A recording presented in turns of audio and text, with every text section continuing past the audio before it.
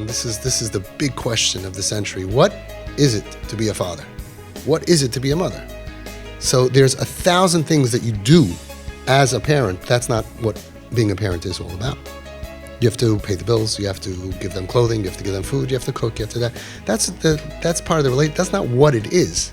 It's like the one thing that you have to do for your children that nobody else in the world can do is boost and build their self-esteem and say, I believe in you. It's really your whole job. In fact, every kid in the world would rather have that and don't feed me. I'll eat garbage. This is the most important thing for them. You have people who suffer their whole lives because they didn't hear that from their parents. And we didn't hear it from our parents because of a Holocaust. I don't know how it is with you guys. You guys are different. I had a Syrian parent here, and she said, by the Syrian community, by my community, I have it recorded. I'll send you the recording. She goes, everybody's like, my kid, my Ike, and they're so proud of their kids, okay? Watch this. Raise your hand if you're not Syrian. Okay, keep your hand up if your parents are from Europe. Okay, if you ever heard that from your parents, keep your hand up. Like, my kid is amazing. Ta-da! Holocaust trauma, basically, for everybody. And that's all they want to hear. You're amazing. You're amazing. If they do well in school, guess what? That's nice. Nice for you. Nice for you. But actually, the kids doing well don't need to hear it as much because they feel kind of good about themselves. In camp, they always have like races, right? You have like 10 kids racing. And everybody's applauding the one who's in the front. Yeah, Chaim's winning, right? He doesn't need your freaking applause. He feels really good about himself. It's the kid in the back going like this. You know, he needs the applause because he's going to drown. He feels like giving up. He feels like, well, what am I here for? That's the kid that needs even more. But every kid, and it's free. It's free. How many of you ever had your parents say, I'm so proud of you, and recorded it and keep it? A lot of people keep it. They heard it like on the deathbed, you know, like it was a big deal from where we come from. Don't take it for granted. That's your whole job. I believe in you. I like you. I like you. I like you.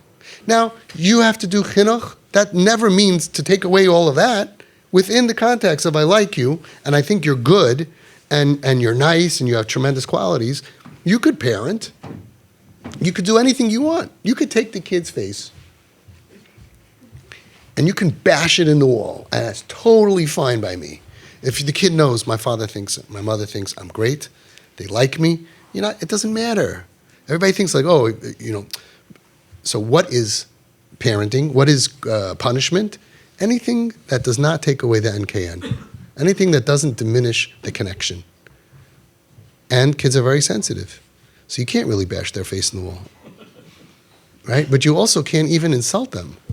You also can't even look at them with those. Right? Isn't it? Feel like, what can we do? So my father didn't have parents. When he walked down the aisle, he was walked down by Reb Shmuel David Wolkin and his Rebbitzin, he met them in Shanghai. A very chashuva Litvisha Rosh Hashiva, tzaddik, who grew up by the Chafetz Chaim. You ever heard of the Chafetz Chaim? Chabad, no idea. Chafetz Chaim, people. So, and he said, he told my father this, and this is years ago. He said, you know, when I was a little kid, 6, 7, 8 years old, I was mishares my father. I was a shamish. I had to go get his shoes by him, and I would sit there and be scared like anything, and pour him and bring him his slippers and everything, you know, and I got, maybe if I was good, I got a candy. If not, I got a zetz. Right? I was a slave to my father, but I always knew one day I'm going to have my kids. I'll be king. And then I came to America. And now I'm a slave to my children. Welcome to America. That's the way it is. So chinuch is anything you could punish, as long as it doesn't disconnect the NKN. And then you'll see that you can't be wild, you can't scream, you can't put down. That's not chinuch, that's not education. Education is telling child within the context of you're amazing. But if you have to do one thing in your life with your children, it's I believe in you. And the worse they are, the more they need to hear it. I believe it. And they will always remember, no matter how bad I was, my father, my mother, they believed in me.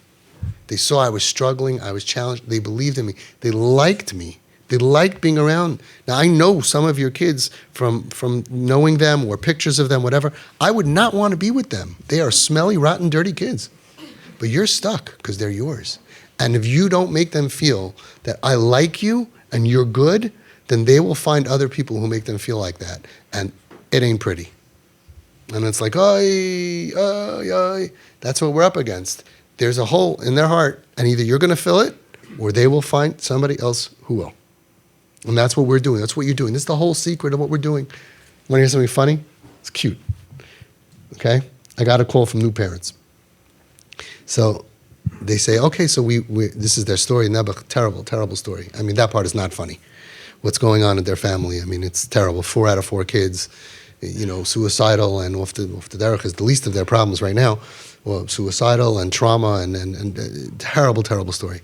And she's like, so we're interested in getting guidance, but so is it true that you say that we should buy our kids drugs, buy them alcohol, buy them pornography, and we should just let them do whatever they want? Is that basically what you're going to tell us to do?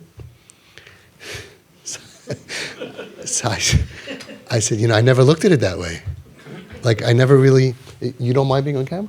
That's fine. You're very photogenic. Otherwise, you go around that way. I said, I never looked at it that way. I said, think about a little deeper. I don't want to be insulting to them, like, stupid idiot. But I didn't say that. I was like, a little deeper. Why? He said, why? I said, we are anti-drugs. We are anti-alcohol. We are anti-porn. Do I have to say this? Is this something that I need to, should I have a big sign? We are anti-pornography. We're anti-sin. We are anti, the reason why we don't fight the kids on it and support them is because, and if it's a halacha shayla, always have to say this, it goes through your Rav. But the reason we don't fight them is because then they feel like we understand them, and then they stop. We don't do this because we wanted to continue. We do this because we wanted to stop. And statistically, we are doing really, really well as a group. We're really doing well. We don't have one. I don't think we have one. So let's call it 99% in case there's one that I don't know about. TP parent that has an alcoholic, homeless person. And there are many of them out there.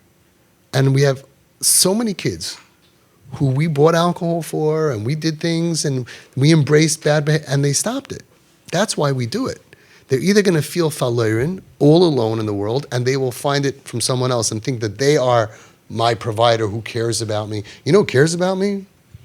My drug dealer, because he always, in 5 minutes, brings me drugs. My parents? No, they don't like me. They don't care about me. That's ridiculous. You would die for them. So how do you have this misunderstanding? This is what we have to fix. So that's the point of what we're doing here. Clear? Very clear. And if we disconnect it at some point in the name of whatever, now we got to get rid of the dirt, pull the knives out. I sent it around this week, the excerpt of pulling the knife out, very important. And we got to reconnect and party and have a great time.